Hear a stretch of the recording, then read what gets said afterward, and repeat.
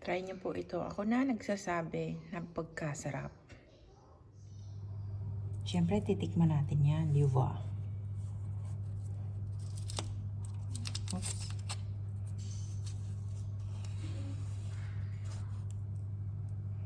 Look at that. Super yum.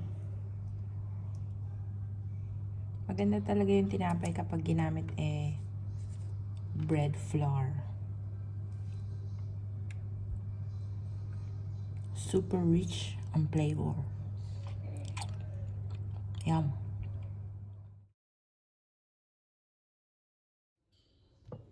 Gawin natin yung ensaymada ni Chef RB. For the dough, we have 1 cup of warm water, half a cup of white sugar, 1 tablespoon of dry yeast, instant dry yeast, and 145 grams of salted butter, room temperature, and 6 egg yolks, 2 whole eggs, 5 and 1/4 cup of bread flour, and 1/4 teaspoon of salt. Lagay lang natin sa ating bread machine.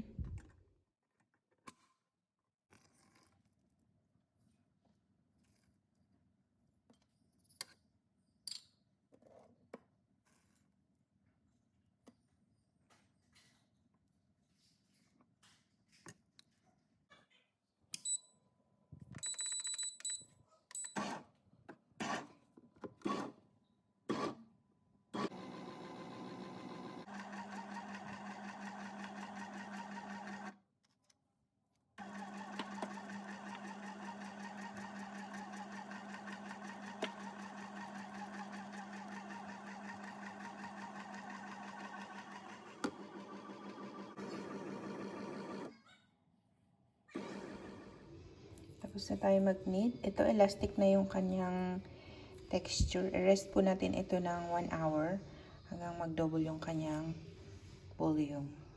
And then, cover with cling wrap and clean cloth.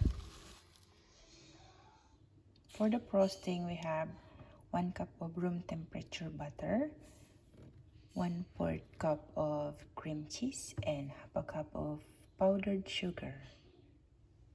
Mix lang po natin ito hanggang maging spreadable yung kanyang texture.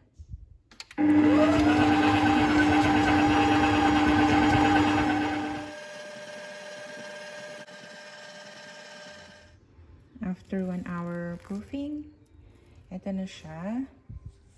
Naglagay lang ako ng oil sa ating working surface. And then, ligas natin para mawala yung kanyang mga air bubbles. Kinat ko siya ng 20 pieces. Dahil yun lang ang meron ako. Molder. Then make it a ball para madali lang. Easy.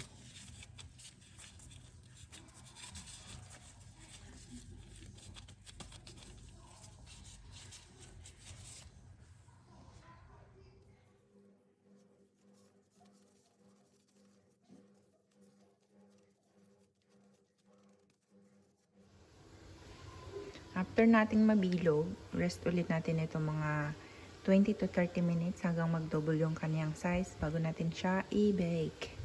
Takpan lang po natin ang clean cloth para hindi siya malamigan. Charot.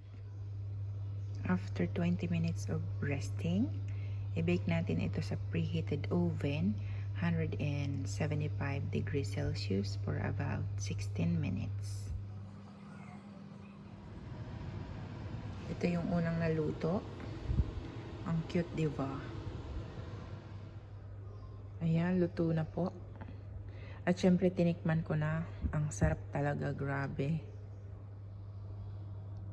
Let it cool before adding cream cheese frosting and cheese. Ibigay natin to sa kapitbahay.